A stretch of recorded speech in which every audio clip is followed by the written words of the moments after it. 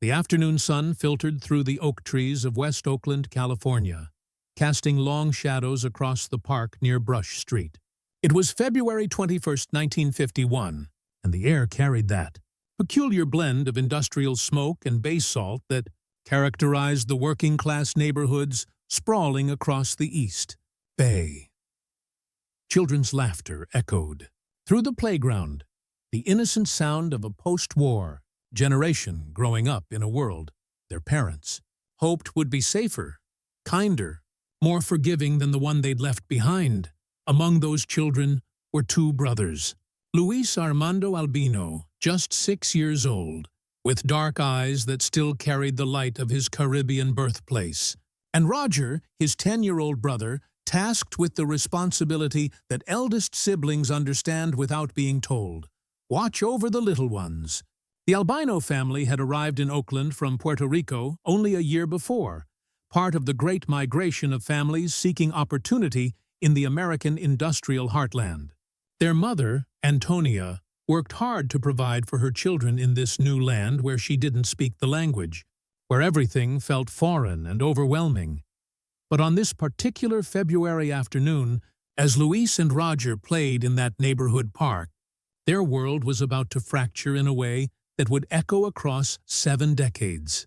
A woman approached them.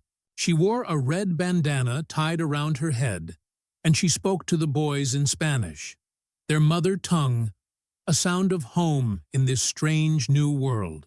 She smiled. She made a promise that any 6-year-old would find irresistible: candy. Just come with me, and I'll buy you candy. Luis went with her. Roger followed for a moment, watching his little brother walk away with this stranger who spoke their language, who seemed familiar in her foreignness. Then Roger turned back, running home to tell an adult to sound the alarm. But by the time he returned with help, Luis was already gone, vanished, as if the earth had opened up and swallowed him whole. For 73 years, the Albino family would not know what happened to that little boy who left to get candy and never came home. This is the story of that disappearance, and the miracle that finally brought Luis Albino back from the void. To understand what was lost on that February day, you must first understand who Luis Armando Albino was. Not just a statistic, not just another missing child in the archives of the Oakland Police Department, but a real boy with a real life, a family who loved him, and a future that was stolen before he could even imagine it. Luis was born around 1945 in Puerto Rico, on an island still recovering from the economic devastation of the Great Depression and World War II. His mother, Antonia Albino, was a woman of quiet strength and fierce determination. She had given birth to several children, each one representing both hope and responsibility in equal measure. Life in Puerto Rico in the late 1940s was hard. Jobs were scarce. Opportunities seemed to exist only for those who already had wealth, education, connections, things Antonia's family did not possess. Like so many Puerto Rican families of that era, the Albinos heard stories about the mainland, about California, where the sun shone differently and factories hummed with opportunity, where a mother could feed her children without wondering where the next meal would come from. In 1950, Antonia made the decision that would define her family's trajectory. They would leave everything familiar behind and cross the ocean to Oakland, California. The journey itself was an act of faith. Antonia spoke no English. She had no professional skills that would translate easily to the American economy. But she had her children, and she had the kind of determination that immigrant mothers carry like armor, invisible to others, but absolutely impenetrable when it comes to protecting their young. The family settled in West Oakland, in one of the neighborhoods where Puerto Rican, Mexican, and other Latino families clustered together, creating small pockets of home in a foreign land. Luis was a bright child, quick with a smile, the kind of little boy who made friends easily despite the language barrier. He was learning English at school, picking up the rhythms and sounds of his new homeland while still speaking Spanish at home. His older brother Roger adored him, felt protective of him in the way that older siblings do when they see their younger brothers navigating a world that can be harsh and unforgiving. The Albino family wasn't wealthy, but they had something more valuable. They had each other. Antonia worked whatever jobs she could find, often relying on neighbors to help translate, to explain the peculiar customs of this American city, where everything from the food to the weather felt different. Roger was becoming the man of the family, translating for his mother, helping with the younger children, trying to bridge two worlds, the island they'd left behind and the mainland that didn't quite feel like home yet. Luis was just beginning to understand what it meant to be American, to be part of this great experiment in democracy and opportunity. He was 6 years old. He should have had decades ahead of him to figure it out, to grow up in Oakland, to become whoever he was meant to be. He should have had the chance to remember Puerto Rico as a distant childhood memory, a place he'd visit someday with his own children, pointing out where he was born, telling stories about his mother's courage in bringing them all to America. Instead, he would disappear into a void so complete, so absolute, that his own family would spend the next 73 years wondering if he was alive or dead, if he'd suffered, if he'd forgotten them entirely. The boy who should have grown up in Oakland, who should have navigated the complexities of being Puerto Rican in America, who should have stood by his mother's side as she aged. That boy would be erased, replaced by a different identity, a different life, a different story entirely. The morning of February 21st, 1951, began like any other morning in the Albino household. Antonia prepared breakfast, likely rice and beans or whatever simple food she could afford on her limited budget. The children got ready for the day, and the small apartment buzzed with the kind of chaotic energy that large families know well. There was no way for Antonia to know that this would be the last morning she would see her son Luis as a 6-year-old boy in her home. There was no premonition, no dark cloud hanging over the family, no omen to warn them of what was coming. After lunch, Roger and Luis asked permission to go to the park. It was a reasonable request.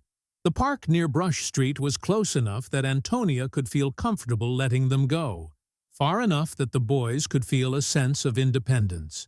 Roger, at 10 years old, was deemed responsible enough to watch his younger brother. Antonia said yes. How could she not?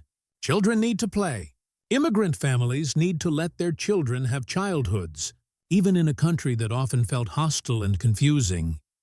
The two brothers walked to the park together, speaking in that easy mixture of Spanish and English that bilingual children adopt naturally. The park was populated with other children that afternoon, some playing on swings, others engaged in games of tag or baseball. Luis and Roger found their own space, their own rhythm. For a while, everything was normal. Everything was fine. The sun continued its slow arc across the California sky. The sounds of the city, car horns, distant machinery, the bay's foghorns, created a backdrop of ordinary American life. Then she appeared. Roger would remember her for the rest of his life. A woman, probably in her 30s, though it's hard for a 10-year-old to accurately gauge adult ages. She wore a red bandana tied around her head. Her most striking feature, the detail that Roger would repeat to police officers and family members and eventually, 73 years later, to his long-lost brother, was that she spoke Spanish. In that West Oakland park, surrounded by the sounds of American children playing American games, this woman approached two young Puerto Rican boys and spoke to them in their mother's language. She spoke to Luis specifically. Her words were simple, calculated to appeal to a 6-year-old's desires. "Come with me, and I'll buy you candy." In 1951, this was not yet the era of stranger danger, of children being taught never to go anywhere with adults they didn't know. This was still a time when communities were supposed to be safe, when a woman speaking Spanish to a Spanish-speaking child seemed more like neighborly kindness than predatory behavior. Luis agreed. Why wouldn't he? She spoke his language. She promised candy. She seemed friendly, unthreatening. He was 6 years old, and 6-year-olds love candy. he walked away from the playground with this woman, this stranger, whose name no one would ever learn, whose identity would remain a mystery for more than 7 decades. Roger followed them for a short distance, his 10-year-old mind perhaps sensing that something wasn't quite right, but not understanding the magnitude of what was happening. He watched them walk away, watched his little brother's small hand perhaps held by this woman's larger one. Then Roger made a decision. He turned around and ran home to tell an adult. In his child's mind, he was doing the right thing, reporting something strange, getting help, alerting the grown-ups who would know what to do. By the time Roger returned home, by the time he explained to his mother or a neighbor what he'd seen, by the time anyone could react, Luis was gone. The woman with the red bandana had vanished into the urban landscape of Oakland, taking a 6-year-old boy with her. She had perhaps an hour's head start, maybe less, but it was enough. By the time Antonia Albino understood that her son had been taken, by the time the police were called, by the time anyone began looking for Luis Armando Albino, he was already beyond reach. The park near Brush Street returned to its normal rhythm. Other children continued to play. The sun continued its descent toward the Pacific Ocean. The city of Oakland moved on, indifferent to the tragedy unfolding in one immigrant family's life. But for the Albino family, time had stopped. Their world had cracked open, and a piece of their family had fallen through into darkness. Antonia's screams, when she understood what had happened, probably echoed through the neighborhood. The sound of a mother realizing her child is gone is primal, animal, a noise that transcends language and culture. Neighbors would have come running. Someone would have called the police. And thus began an investigation that would fail in almost every possible way. An investigation that would haunt the Albino family for 73 years.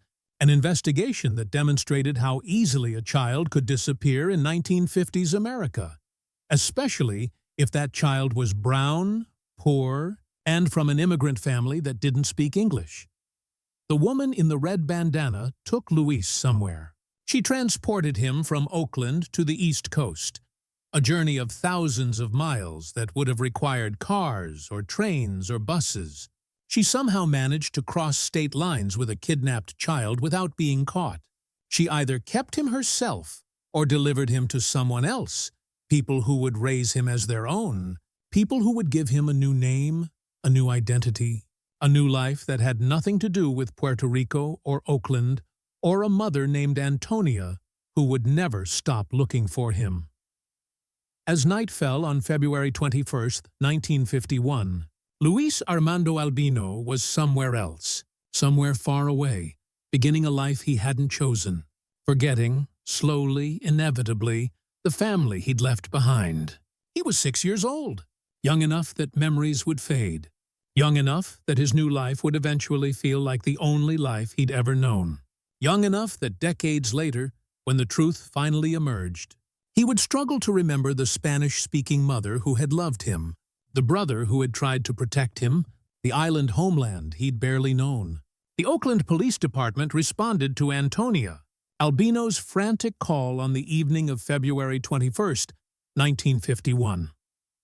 Officers arrived at the family's modest home on Brush Street, clipboards in hand, ready to take statements and begin what should have been an immediate, intensive search for a missing child. Roger, still just 10 years old, told them exactly what he'd seen. A woman in a red bandana who spoke Spanish, who had taken his little brother, promising candy. He described her as best he could, her approximate age, her appearance, the direction they'd walked. The officers listened. Then they made a decision that would haunt the Albino family for decades. They didn't believe Roger's account, whether it was because he was a child, or because he was Puerto Rican, or because the story seemed too simple, too straightforward. The investigating officers decided that Roger must be mistaken. Instead, they developed their own theory. Luis had wandered away from the park and accidentally fallen into San Francisco Bay. The boy had drowned, they concluded. The case was not a kidnapping, but a tragic accident. This theory, born from either institutional prejudice or simple incompetence, shaped the entire investigation. The Coast Guard was dispatched to search the waters around Jack London Square and San Francisco Bay. Federal authorities joined local police in dragging the bay, searching the shoreline, looking for a small body that would never be found because it was never there. Soldiers from nearby military bases were recruited to help search the waterways.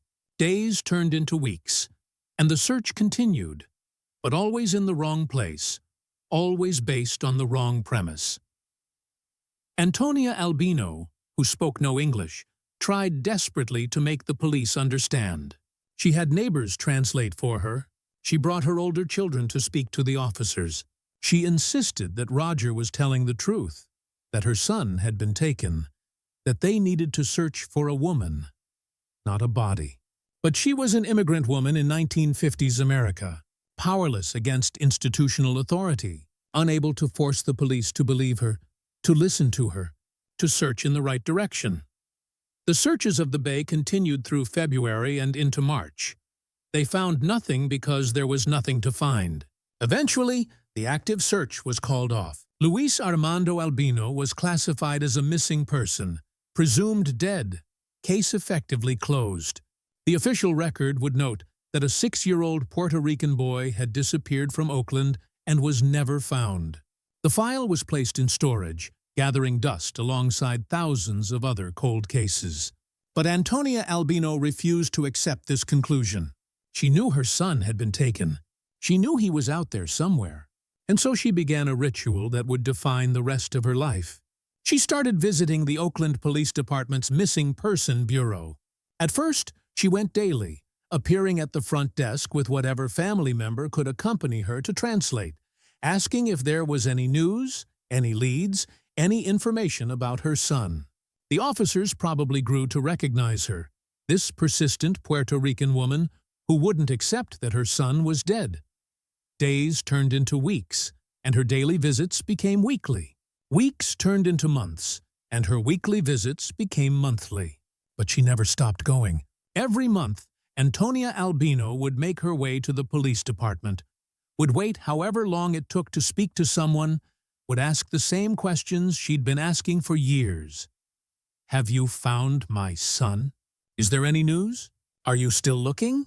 The answer was always no. The case was cold. The leads had dried up. The boy was presumed dead. But Antonia refused to grieve, refused to accept, refused to move on. She kept a picture of Luis as he'd looked on the day he disappeared. A 6-year-old boy with dark eyes and dark hair, frozen forever in childhood. She showed this picture to police officers, to neighbors, to anyone who would look. "This is my son," she would say. "He's out there somewhere. I know he is." As the years passed, Antonia's monthly visits became annual pilgrimages. But she never stopped. Other children grew up. Roger became a man, carrying the guilt and trauma of that day in the park, the memory of watching his little brother walk away with a stranger.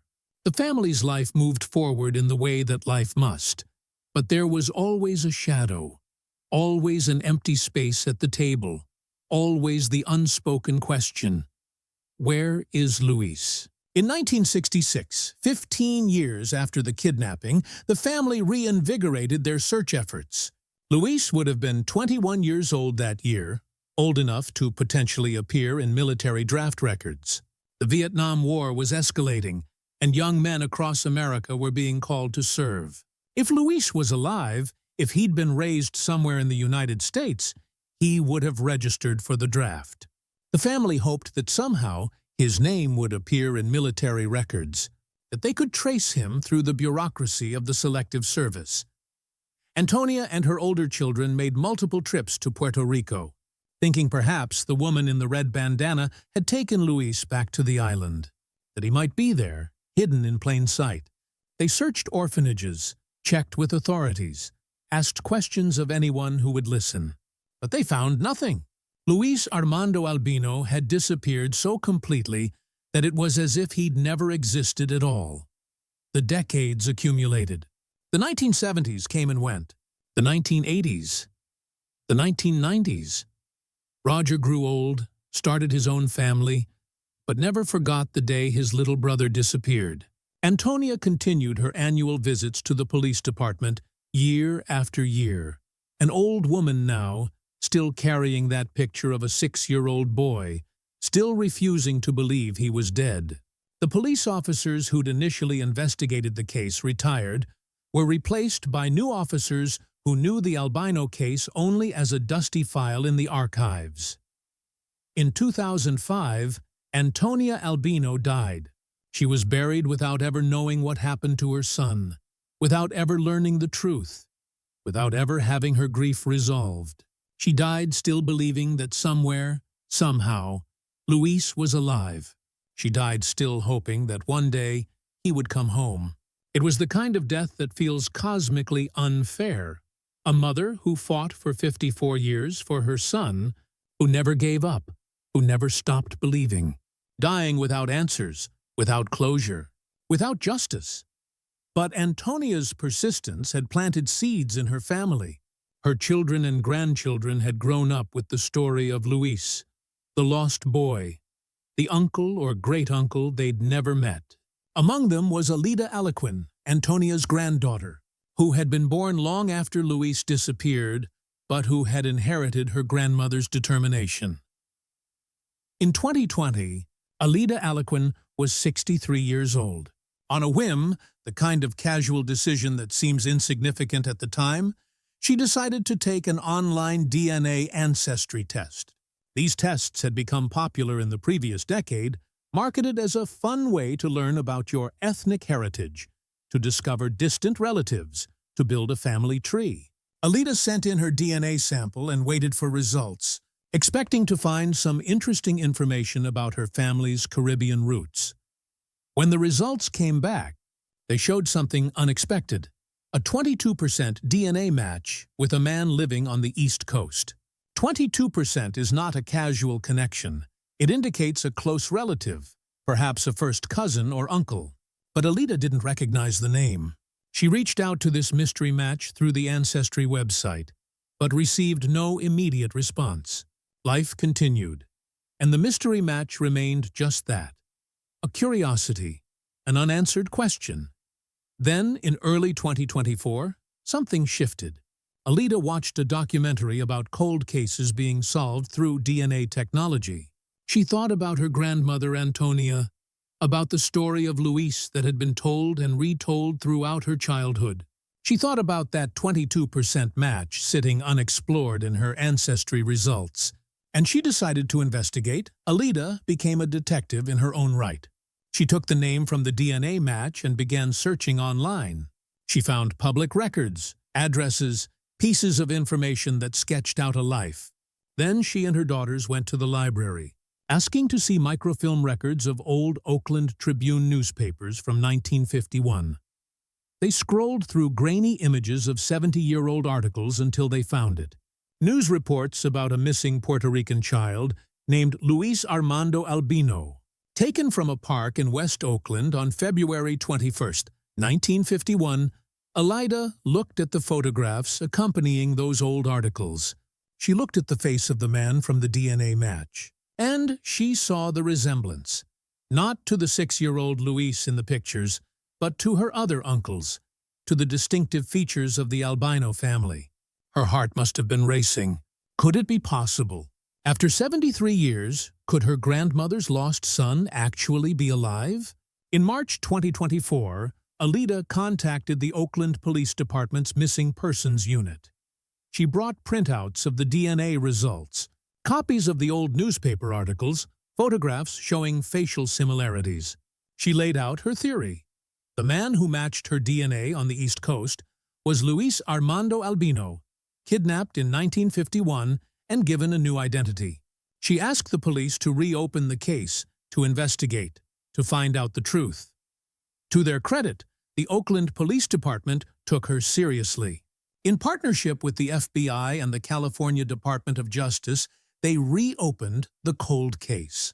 Investigators obtained DNA samples from Luis's surviving siblings, including Roger, now an elderly man still carrying the memories of that February day 73 years earlier.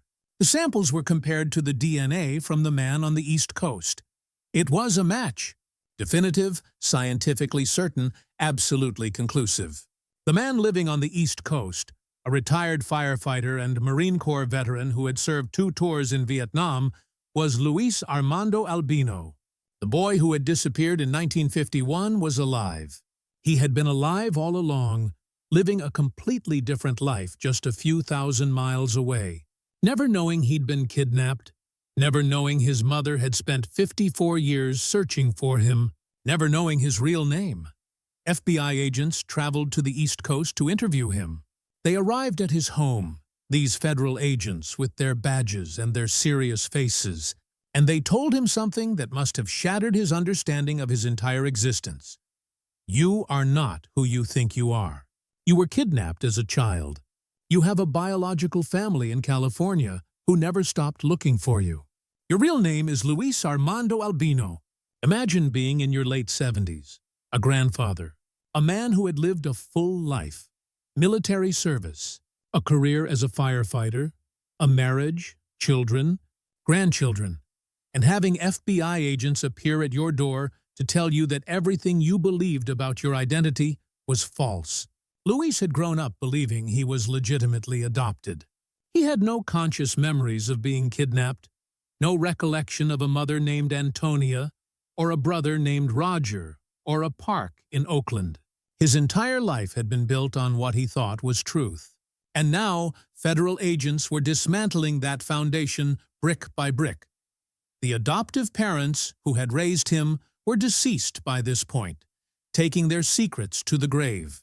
Whether they had knowingly participated in a kidnapping, whether they had been deceived by whoever brought Luis to them, whether they had ever suspected the truth, none of these questions could be answered. The people who could have explained what happened in 1951, how a 6-year-old boy from Oakland ended up on the East Coast with a new identity, were gone. Luis had some fragmented memories of the kidnapping itself, vague images of being very young, of a journey, of things changing. But children's memories are unreliable, and whatever he might have remembered had been overlaid with 73 years of living a different life.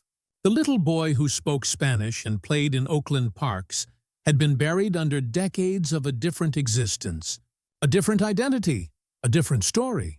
The FBI agents explained about Alita's DNA test, about the investigation, about the family in California who had never stopped wondering what happened to him.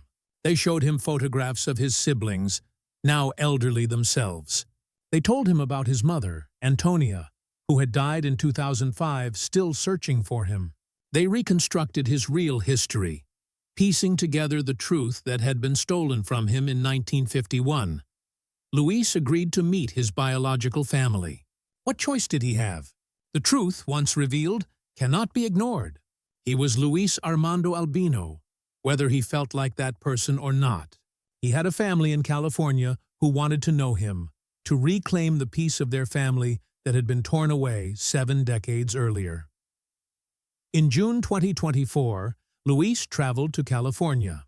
He boarded a plane, a mode of transportation that hadn't even existed in 1951 when he'd been taken away, and flew across the country to meet people who were strangers, but also family.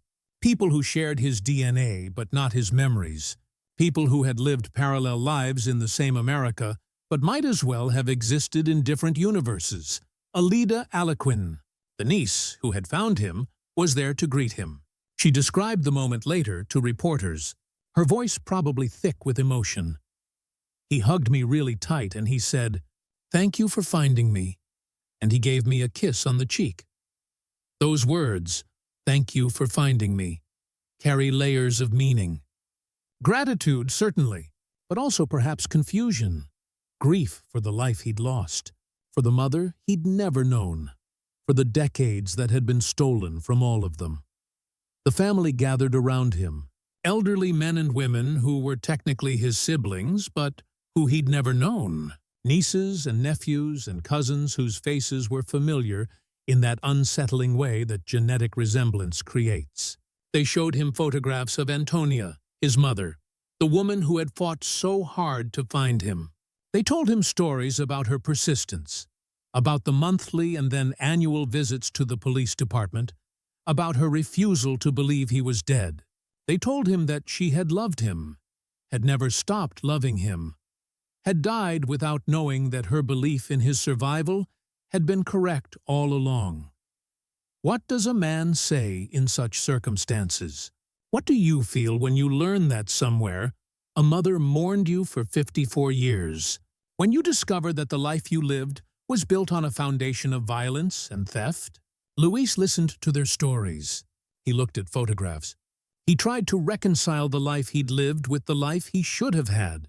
It must have felt like learning you're a character in someone else's story, like discovering that your whole existence was a contingency, a detour, a path not meant to be taken. In July 2024, a month after the initial family meeting, something even more profound occurred. Roger Albino, now 83 years old, came to meet his brother Luis for the first time in 73 years. Roger, who had been 10 years old when he watched a woman in a red bandana walk away with his 6-year-old brother. Roger, who had lived his entire life carrying the memory of that day, perhaps wondering if he could have done something differently, if he could have stopped it somehow. Roger, who had watched his mother search fruitlessly for decades, who had given DNA samples in 2024 to help identify the East Coast man who might be his lost brother. When Roger and Luis saw each other, something shifted in the air. These were not strangers meeting. These were two old men who had once been boys together, who had played in the same park on the same February day, who had shared a mother and a home and a language. Alida described the moment. They grabbed each other and had a really tight, long hug. They sat down and just talked. What did they talk about? Perhaps Roger described his memories of that day. The woman, the red bandana, the Spanish words, the candy. Perhaps he told Luis about running home to get help, about the guilt he'd carried for 73 years. Perhaps Luis tried to remember, reaching back through decades to find some fragment of that day, some echo of being 6 years old in Oakland. They talked about their lives. Roger described growing up in Oakland, about their mother's persistence, about the family's endless search. Luis probably shared stories about his own life, his service in Vietnam, 2 tours in a war that had shaped his generation, his career as a firefighter, his family. They were comparing notes on parallel lives, trying to find connection points between 2 radically different existences that should have been one. They probably talked about their military service. Both men had served in the Marine Corps during the Vietnam era. Luis had actually deployed to Vietnam, while Roger had served stateside. They shared that bond of military service, that understanding of what it means to wear the uniform, to be part of something larger than yourself. In some alternate universe where Luis had never been kidnapped, maybe they would have enlisted together, brothers watching each other's backs in the jungles of Southeast Asia. The hours passed. 2 old men finally reunited, trying to compress 73 years of separation into a single conversation, trying to be brothers again, to resurrect a relationship that had been violently severed when they were children, trying to create new memories that could coexist with the weight of all the memories they should have shared, but didn't. In August 2024, just 2 months after that reunion, Roger Albino died. He was 83 years old. He died having finally met his brother again. Having finally received confirmation that the story he'd told in 1951 was true, that Luis had been taken by a woman in a red bandana, that his memories were accurate. He died, knowing that Luis had survived, had lived a full life, had become a good man, a Marine, a firefighter, a father, a grandfather. But he also died knowing that they'd lost 73 years together, that they could never get back the childhood they should have shared, the adolescence, the young adulthood, that they would never share memories of their mother in her prime. would never have stood together at family gatherings throughout the decades, would never have grown old together in the way that brothers are meant to do. Roger's death added another layer of tragedy to a story already saturated with loss. The universe had given the Albino family a miracle. Luis found alive after 73 years, but then immediately taken something away, as if to remind them that time lost can never truly be recovered. Roger got his brother back for 2 months. 2 months to balance against 73 years of separation. It feels cosmically insufficient, like the universe offering cruel compensation for decades of suffering. As of late 2024, the woman in the red bandana remains completely unidentified. The Oakland Police Department has kept the case open, technically still investigating, but the reality is stark. 73 years have passed. If the woman was in her 30s in 1951, she would be over 100 years old now, almost certainly deceased. Any accomplices? Anyone who helped transport Luis across the country? Anyone who knew the truth? They're likely all dead as well. The investigation has few leads to pursue. There are no surveillance cameras from 1951, no cell phone records, no digital footprints. There are only the memories of people who are mostly gone now, and the testimony of Roger, recorded before his death, describing a woman in a red bandana who spoke Spanish and promised candy to a little boy. We will probably never know who she was. Never know why she took Luis specifically. Never know if it was planned or opportunistic. If she had been watching the Albino family, or if she simply saw 2 vulnerable boys in a park and acted on impulse. Never know if she kept Luis herself or handed him off to someone else.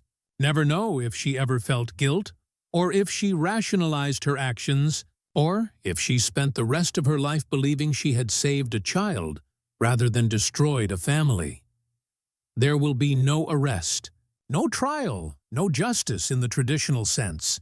The statute of limitations for kidnapping varies by state, but even if it hadn't expired, even if the woman could be identified, she's almost certainly beyond the reach of any earthly justice system now. She got away with it. She stole a child, shattered a family, and faced no consequences. Luis's adoptive parents are deceased, and with them died any explanation of how they came to raise a kidnapped child. Were they complicit? Did they know Luis had been taken from his biological family? Or were they themselves deceived? Told perhaps that he was an orphan, a child whose parents had died or abandoned him. The 1950s were a different era for adoption. Regulations were less strict. Documentation was easier to falsify. Black market adoptions were more common than we'd like to believe. It's entirely possible that Luis's adoptive parents believed they were legitimately adopting a child in need, that they had no idea about the woman in the red bandana or the mother in Oakland who was searching desperately for her son. But it's also possible they knew, at least partially, that they asked few questions because they wanted a child and didn't want to know uncomfortable truths, that they suspected something was wrong but chose to look away because their desire for a family outweighed their ethical concerns. We'll never know. They're dead, and they took their secrets with them. What we do know is that they raised Luis. They gave him a home, a name, an identity. They sent him to school. They supported his decision to join the Marine Corps. They were there when he came home from Vietnam. They watched him become a firefighter, get married, have children. They were his parents in every functional sense, even if the foundation of that relationship was built on theft and lies. Luis himself has remained largely private about his feelings toward his adoptive parents. He hasn't publicly condemned them or defended them. Perhaps his feelings are too complicated to express simply, too tangled to untangle even for himself. How do you reconcile love for the people who raised you with the knowledge that your entire identity was a lie? At the heart of Luis Armando Albino's story is a philosophical question that defies easy answers. Who are we?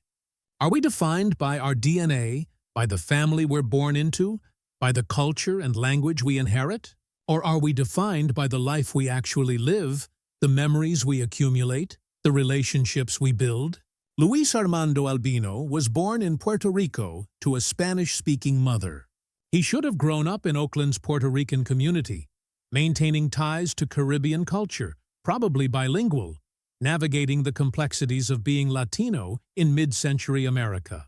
Instead, he grew up on the East Coast with an entirely different identity, probably not speaking Spanish, not connected to Puerto Rican culture, not knowing anything about the family or community he'd been born into. Which life was more real?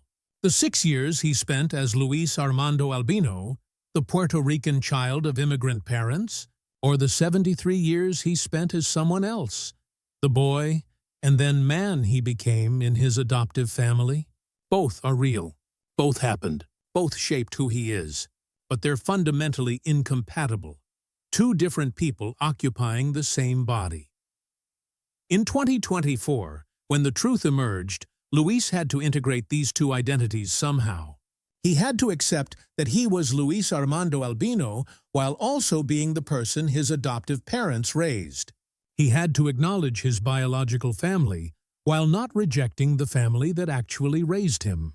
He had to hold multiple truths simultaneously. That he was kidnapped, that he was loved, that his life was stolen, that his life was full and meaningful. There's no handbook for this situation. No therapist specializes in reuniting with your biological family after 73 years of living under a false identity. Luis has had to navigate this unprecedented situation largely alone, trying to build relationships with people who are genetically his siblings but functionally strangers, trying to honor a mother he never consciously knew, trying to reconcile the two completely different lives he's lived. The Luis Albino case exposes several uncomfortable truths about American society, both in 1951 and today. First, it reveals the vulnerability of immigrant families in mid-century America. The Oakland Police Department didn't believe Roger's eyewitness account, instead inventing a theory about Luis drowning in the bay. Would they have dismissed a white English-speaking child's testimony so easily? Would they have conducted such a cursory investigation if the missing child had been from a wealthy, established family? The Albino family's poverty, their immigrant status, their language barrier, all of these factors contributed to their son's case being mishandled from the very beginning. Second, it demonstrates how easily a child could disappear in 1951. There was no national database of missing children. There were no Amber Alerts. Interstate communication between police departments was slow and cumbersome. A woman could take a child from California to the East Coast, and there was no system in place to track that movement. No network of information that would flag a 6-year-old boy appearing with new parents under suspicious circumstances. Third, it shows the limitations of justice. Even though Luis was found alive, even though the truth finally emerged, there is no justice in the traditional sense. The kidnapper was never identified. No one was arrested. No one was prosecuted.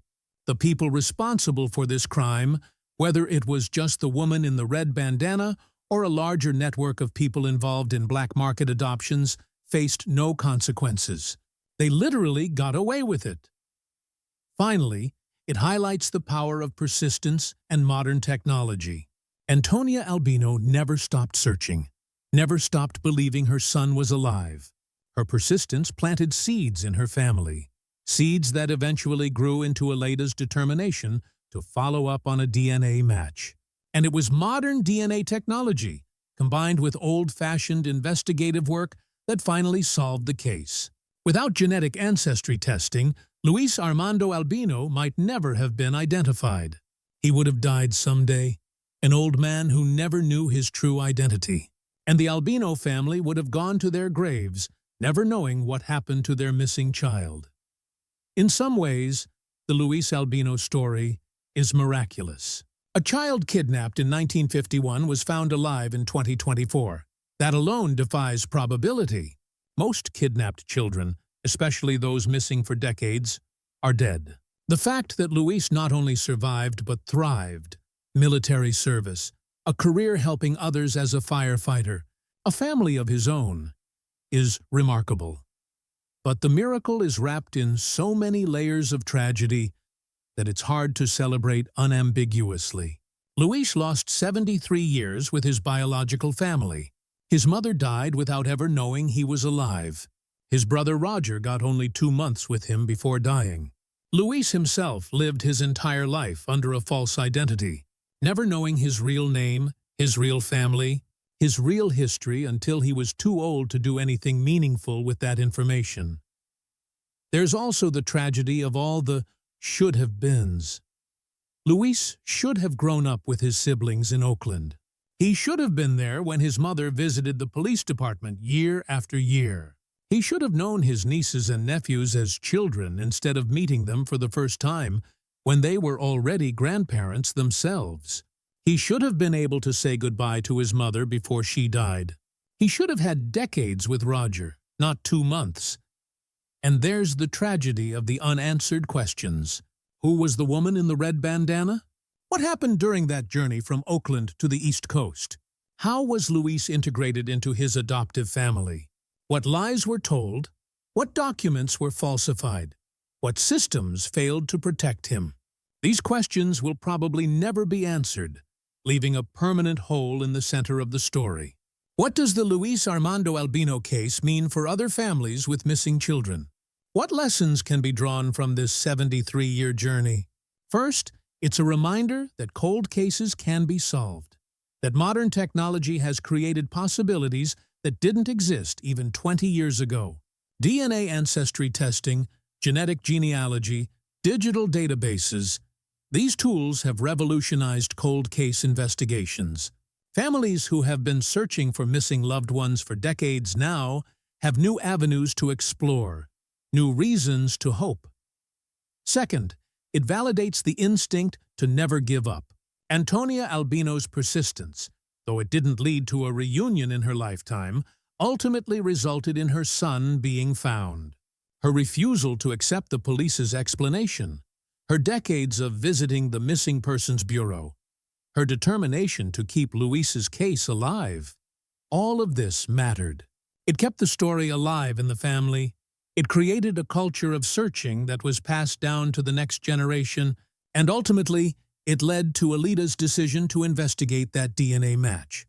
Third, it demonstrates the importance of believing witnesses, especially children. If the Oakland Police Department had believed Roger's account in 1951, if they had immediately begun searching for a woman in a red bandana instead of wasting time dragging the bay for a body that wasn't there, would they have found Luis sooner? It's impossible to say, but the institutional dismissal of a child's eyewitness testimony certainly didn't help. Finally, it raises awareness about historic adoption practices and the possibility that other people, perhaps thousands of them, might be living under false identities, unaware they were kidnapped as children. The black market adoption industry of the 1940s, 50s, and 60s was larger and more organized than most people realize. How many other Luis Albinos are out there? Elderly people who have no idea they were stolen from their biological families. On a February afternoon in 1951, a little boy named Luis Armando Albino left his home to play in a park, and he never came back. His mother searched for him for 54 years before dying without answers. His brother carried the memory of that day for 73 years, finally reuniting with Luis just 2 months before his own death. And Luis himself lived an entire lifetime as someone else, never knowing that somewhere in California, a family mourned him, searched for him, loved him across the decades of separation. The story ends, or perhaps more accurately, pauses in 2024, with an elderly man learning his true identity, meeting siblings who are essentially strangers, trying to integrate 2 incompatible lives into one coherent identity. There is reunion, but no real resolution. There is truth, but no justice. There is family, but not the family time that was stolen. This is not the kind of ending that feels satisfying. There is no villain arrested, No dramatic courtroom scene, no sense that balance has been restored to the universe. The woman who took Luis was never identified. Her motives remain unknown. The full story of how a 6-year-old boy from Oakland ended up on the East Coast will probably never be told. Some questions don't have answers, some crimes don't get solved, some injustices never get corrected. But there is this. Luis Armando Albino knows his name now. He knows his mother never stopped believing he was alive. He knows he has a family who wanted him, who missed him, who spent 73 years wondering where he was. He knows that the life he lived, while built on a foundation of theft and lies, was still his life, still valid, still meaningful. And perhaps that's enough. Not justice exactly, not closure in any traditional sense, but truth. Finally, after 73 years, the truth. The boy who vanished in 1951 didn't die. He grew up, served his country, saved lives as a firefighter, built a family, lived a full life. And in the end, in his late 70s, he came home. Not to the place he left, not to the people he knew, but to the name he was born with and the family who never forgot him. The park near Brush Street in Oakland is still there, though the neighborhood has changed dramatically since 1951. Children still play there, unaware of the tragedy that unfolded on those same grounds 7 decades ago. The bay still laps at the shores of Jack London Square, indifferent to the fruitless searches conducted in 1951. And somewhere on the East Coast, an elderly man named Luis Armando Albino is trying to make sense of a life that was stolen and lived and reclaimed all at once. This is a story about kidnapping, but it's really a story about identity, who we are, how we become ourselves, what it means to belong. It's a story about a mother's love, persistent enough to outlast her own life. It's a story about brothers separated by violence and reunited by science. It's a story about the failures of justice systems and the power of family determination. Most of all, it's a story about Luis Armando Albino, who was taken at 6 years old, who lived 73 years as someone else, and who finally, at the end of his life, learned his true name. He is both the boy who was kidnapped and the man who lived despite it. He is both Luis Armando Albino of Oakland, California, and the person his adoptive parents raised on the East Coast. He is both lives, both identities, both stories, and after 73 years of separation, he finally came home.